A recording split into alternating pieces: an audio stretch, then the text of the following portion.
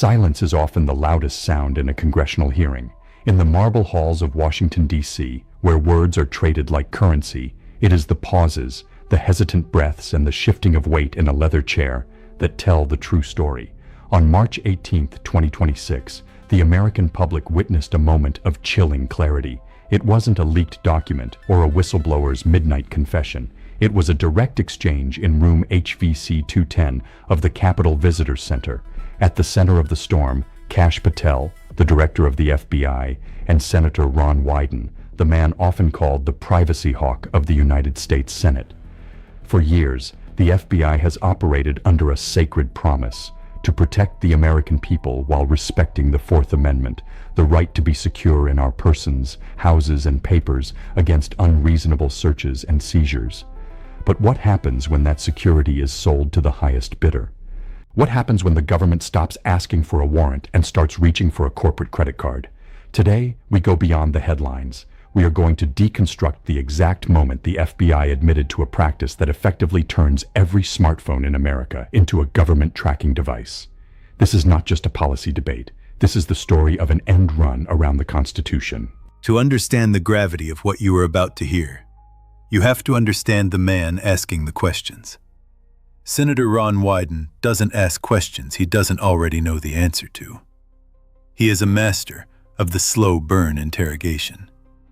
He spent decades on the Senate Intelligence Committee, watching the surveillance state expand in the shadows of the post-9/11 era. Wyden knew that a specific provision in the 2024 FISA reauthorization, Section 702, had been quietly expanded. He knew that foreign intelligence was being used as a linguistic cloak to cover domestic data collection.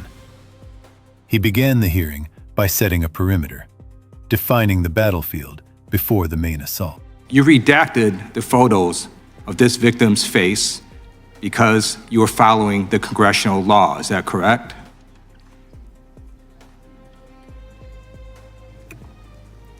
I'm sorry, that we redacted the victim's Because you were face? following the congressional law, correct? Yes. Okay.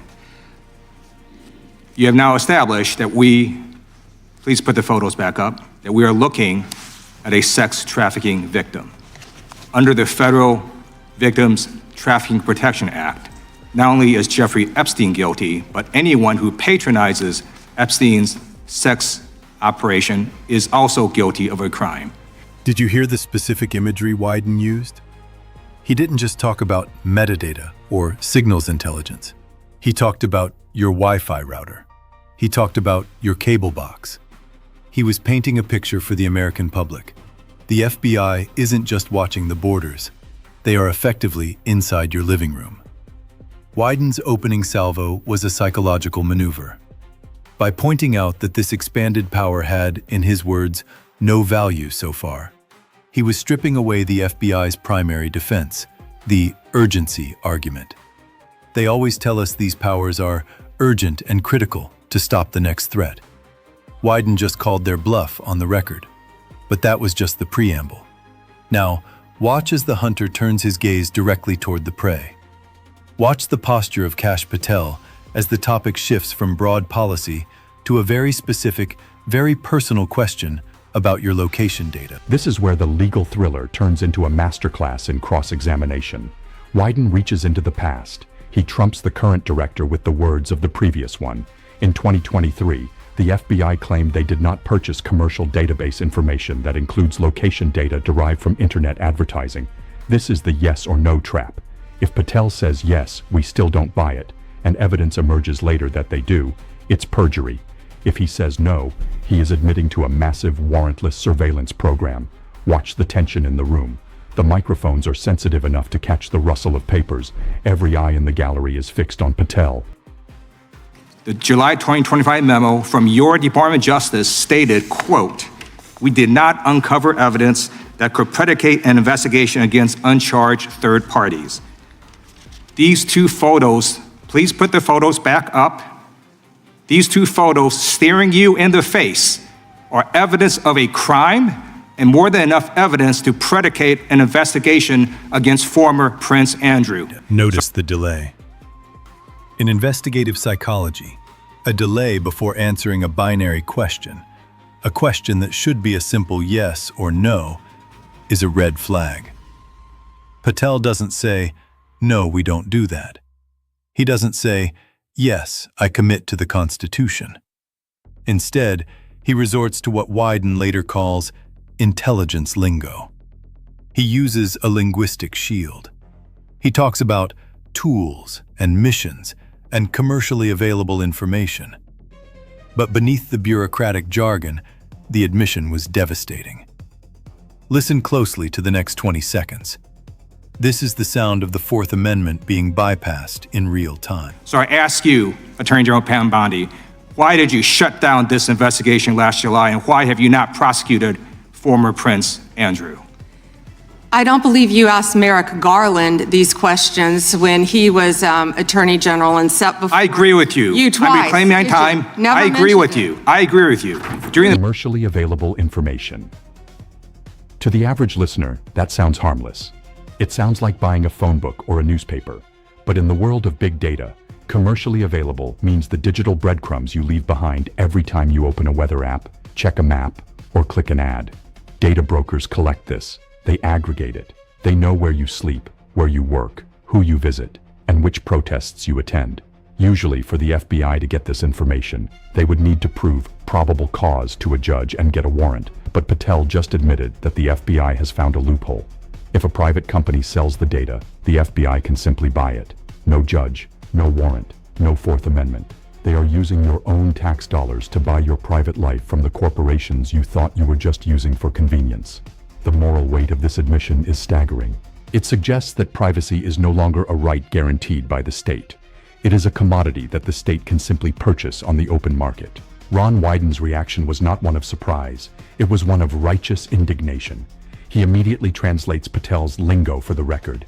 He wants to make sure that no one in that room and no one watching at home misunderstands what just happened. He calls it an outrageous end run. In football, an end run is a play where you run around the flank of the opposing line instead of through it. That is exactly what the FBI is doing. They aren't breaking the Fourth Amendment. They are simply running around it. for people looking at Epstein files. Merrick Garland dropped the ball, as did Attorney General Bill Barr, as did Alex Acosta, a whole string of failures. But you are in charge. You have the power to change things, to hold these men accountable, and you're doing the opposite. You're protecting them. So I want to move on to another man. Can I answer Donald that, Trump. though? I want to move on to another Can I question. answer your question about protecting You Prince answered the Andrew? question. You're saying no. I love this. I want to discuss another man, Donald Trump, who is all over the Epstein files. Like, Wyden mentioned something at the very end of that clip that should send a shiver down your spine. Artificial intelligence. In the past, even if the FBI bought this data, they didn't have enough agents to sift through trillions of data points. But today, AI can comb through massive amounts of private information in seconds. They can build a pattern of life for any citizen. They can predict where you will be tomorrow based on where you were yesterday. When you combine warrantless data purchases with advanced AI analysis, you no longer have a free society.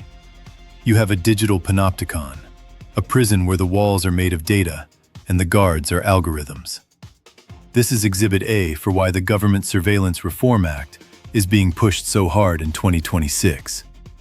The law has failed to keep pace with the technology, and the FBI has exploited that gap to its fullest extent. As the hearing moved on, the air in room HVC 210 felt different. The director of the FBI had just confirmed what many conspiracy theorists had feared for years. The barrier between corporate surveillance and government surveillance has officially collapsed.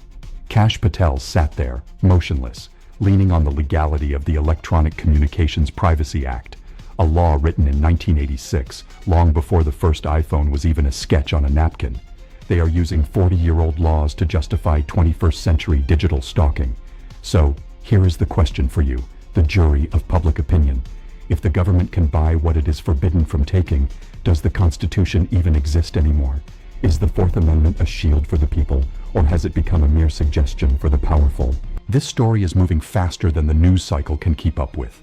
Within 48 hours, a bipartisan group of senators is expected to call for a full audit of all FBI commercial data purchases. The subpoena for the receipts, the actual dollar amount spent on your data, is coming. If you believe that a warrant should be the absolute minimum requirement for the government to track your movement, you need to make your voice heard. Hit the like button to help this analysis reach more people. Leave a comment below with the word Constitution if you believe the end run must be stopped. And most importantly, subscribe to this channel. We are tracking every move in this investigation, and the next chapter involves the secret contracts between the FBI and the world's largest data brokers. The truth is sitting right there on the table. All you have to do is listen.